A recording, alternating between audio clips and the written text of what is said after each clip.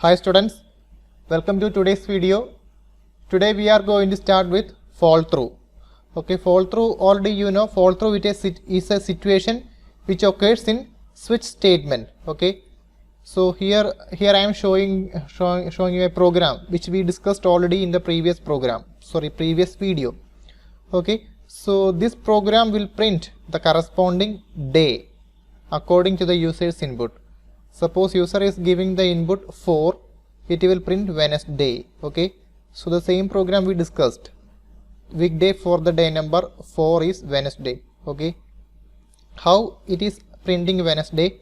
So this program, all of you just have a look at this program. Creating the class, then declaring main method, then we are declaring a variable as the parameter of main method, then we are declaring a variable weekday with a null value, then we are using an expression, a variable as an expression. So when this variable get a value, switch statement will jump to the corresponding case. Okay, suppose user is giving the value 5 to this variable day number. Okay, so case 5 will be executed, so weekday will have the value Thursday. Okay, so we can see which are the operations performed by case 5. So when the value of day number is 5, case 5 will be executed. How many statements are there in case 5? 2 statements. Weekday is equal to Thursday. So this value will be copied. Thursday will be copied in the variable weekday. Next after we have a statement break. Okay. So after executing break, what will happen? Program control will go out of the switch. Okay, so which means at this statement, okay, program control is coming to this statement after executing this break. Suppose break is not there. Okay, what will happen if break is not there? Case 6 also executed, isn't it? So that is a situation called breakthrough. So we can discuss the breakthrough situation with the following program 9.14. okay, so students, we can discuss program 9.14 in page number 184. Okay students, this is the program. So what is the use of this program? This program will find the corresponding season. Actually we know we have 4 seasons in an year. Okay, summer, rainy, winter and spring. Okay, so the input of this program will be the month. We are giving the month number, suppose 3. So 3 is the month number for March. Okay, so we will find out March is in which season. So this program will print spring season. Okay, so if we giving the value 9, so what it will print? It will print rainy season. Okay, so September. Okay, September is in rainy season. So that is the working of this program. So it's look like the same program which have printed the day name. Okay, so what is the input of this program? An integer. So corresponding month number will be the input of this program. So that variable we are passing to switch statement. Okay, then we have written some cases. We can see how we have written. See, 3 cases which we have written together without break. See, case 4, case 5, case 6. These 3 cases we have written together. Then after case 6 we have written SOP, summer season, followed by break. Okay, so what it will happen when the value of month is 4, 5 or 6. Okay, when the value of month evaluates to 4, 5 or 6, okay, it will print summer season and followed by break statement will be executed, then coming out of the switch statement. So that is the situation of fall through. Okay, usually we are writing break statement with each cases, but here we are writing according to the user's need, according to the programmer need. Okay, so programmer needs to print summer season when the value of month reaches 4, 5 or 6. Okay, when the value of month reaches to 7, 8 or 9, this program should print rainy season. Okay, then when the value of month reaches 10, 11, 12 and 1, it should print winter season. So here this program using for those situation to print the corresponding output. Okay, so we can check what will be the output. So if I am giving 3, okay, so when I am giving 3, it should print spring season, isn't it? So see, it is printing spring season. Okay, when I am giving the value 4, okay, it should print summer season. Okay, so summer season. Then I am giving 5. Okay, 5 is also in the summer. So see, printing summer season. I will show you the program at the same time, then you can understand clearly. Okay,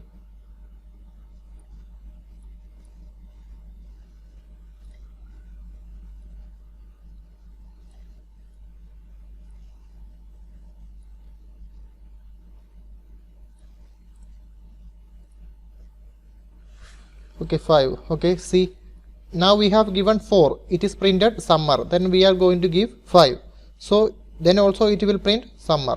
Okay, then see, printing summer season. I hope you are getting.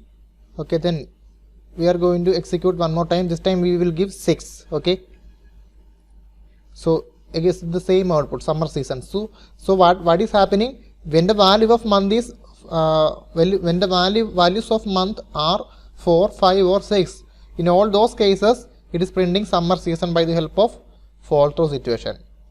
Okay, when the value of month is 13, okay, there is no month like 13, so it will print the default case which will print invalid month ended. So see, printing invalid month ended. So students, I hope you could understand. Okay, so next we are going to discuss switch versus if statement. Okay,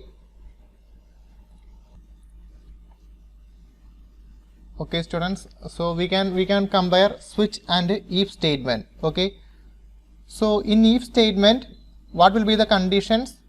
Conditions can be different type. Okay, so I am telling about if else if ladder. Okay, in if else if ladder, here it is on the figure which you can see. Okay, in this figure you can see there is only one relational expression which is checking the which is equal to operation, isn't it? It is checking value of x equal to 1. Okay, so instead of this equal to operation or comparison operation, we can use relational operations such as greater than, less than, then logical and operator, logical or operator. All these kinds of operations or operators we can use in if else if ladder. But what about switch?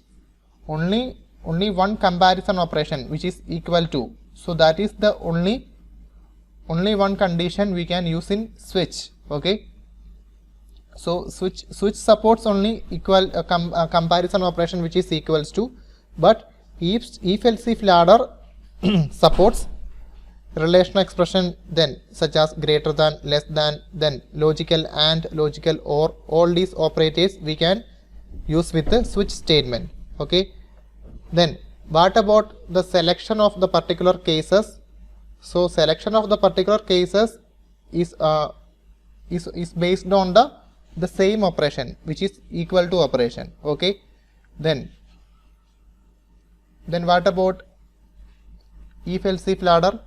In if else if ladder, we can use different expressions such as if a greater than 0, we can execute one group of statement. If then after, if the first condition is true, it is checking another condition which is a less than 0. Okay, then next time we can use if a equal to 0. So similarly, in a single if else if ladder, we can check multiple conditions such as a greater than 0, a less than 0, a equal to 0. Okay, these kinds of multiple conditions are allowed for if else if ladder. Okay,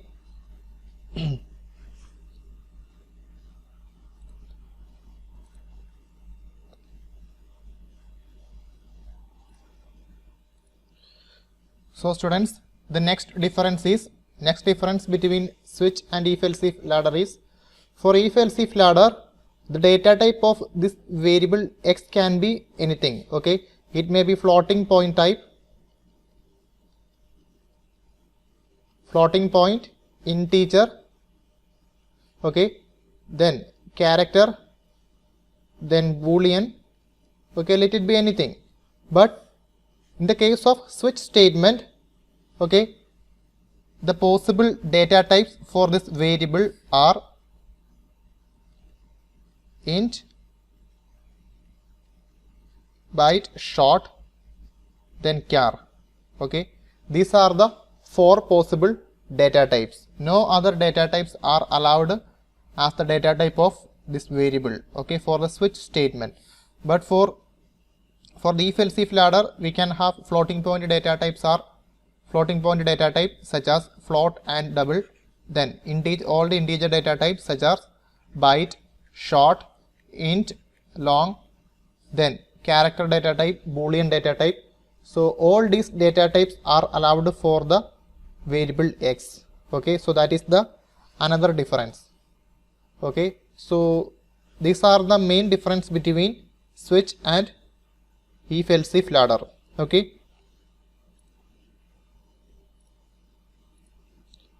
so next we are going to learn menu driven programs. Okay, so menu driven programs means, so the user will have a menu. Okay, so user can select what operation he needs to perform. Okay, suppose we have a menu, 1 for area, okay, 2 for volume, 3 for,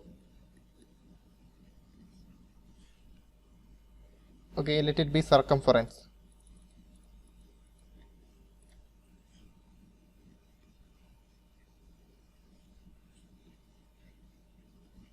Okay, so we have the user can find out area, volume and circumference. Okay, when the user is selecting the first choice, okay, when the user is selecting the first choice, the area of the particular thing will be returned.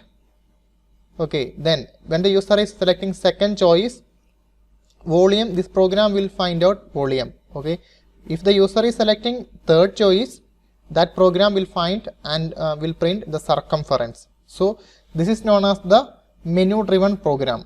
Menu driven program. So how it is possible? It is possible by the use of switch statement. So how can we write that? So we can declare a variable choice or ch. Okay, let it be ch. Okay, when the user is entering a value, let it be 1, 2 or 3. Okay, that value we can store in the variable ch, isn't it? So that ch will be the variable for switch. Okay, so we are using integer data type that is allowed for switch. Then the corresponding statement to find out area will be in case 1, isn't it? Then we will write here the needed statement to find area. Then we will write break statement, isn't it? Then we will write case 2. Case 2 will be what? Case 2 will be the statement to find volume, isn't it? Then we will write break statement. Okay, then case 3 we need to write case 3, then statement for circumference. Okay, then break.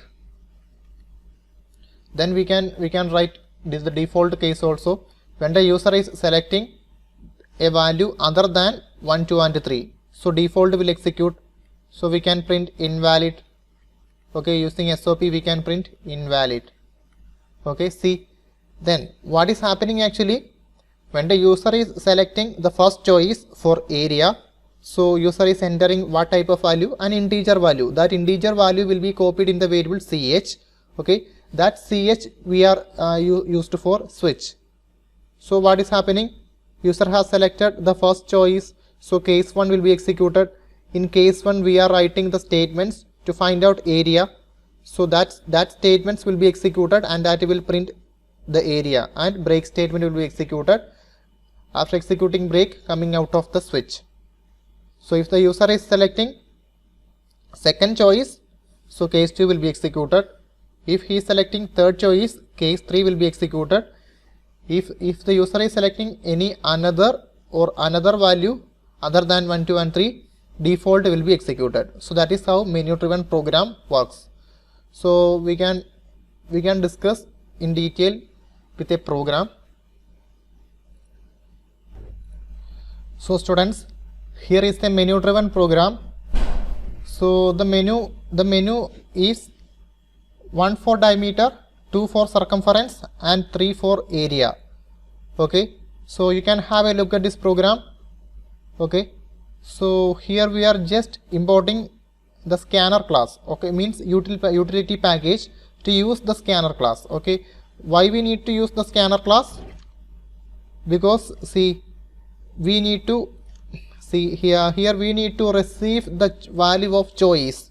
Okay, so user will have this selected statement will create the menu. Okay, so after that menu creation, what will happen? User needs to type a value. Okay, that value may be 1, 2 or 3. Okay, so if the user is selecting 1, that 1 should be received in a variable. Okay, so this variable ch will receive that value by the help of scanner class. Okay, so here the 16th line telling the user to enter the choice. Okay, so after receiving that value ch, immediately 19th line will be executed and it will tell the user to enter the radius of the circle or anything. Okay, so what will happen? The radius of the circle will be entered by the user, so that value will be received by the variable r by the help of scanner class. So using the next double method. So after that we need to perform the corresponding statement which is selected by the user. So suppose user is selected the first choice, ch will have the value 1. Okay, so case 1 will be executed. So there is only one statement which is an SOP. It will print diameter is 2 into r. Okay, then after it will execute break statement, then coming out of the switch. Okay, so if the user is selected 2, 28th line will be executed and it will print the circumference. If the user has selected third choice, okay, so 31st line will be executed and it will return the area. Okay, if the user has selected a value other than 1, 2 and 3, the default case will be executed and it will print invalid choice selected. Okay, so this is how this program working. So we can execute this program once. Okay, so first of all it will print the menu for the user. Okay, we can see.